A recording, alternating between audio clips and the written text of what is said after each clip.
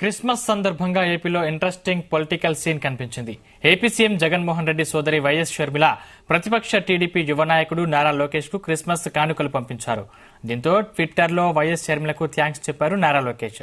YSR family తరపున Christmas శుభాకాంక్షలు తెలుపుతూ గిఫ్ట్ పంపించారు షర్మిల. ఈ గిఫ్ట్ ఫోటోల్ని ట్విట్టర్లో షేర్ చేశారు లోకేష్. తమ నారా కుటుంబ సభ్యులందరికీ తరపున క్రిస్మస్ న్యూ ఇయర్ శుభాకాంక్షలు తెలిపారు.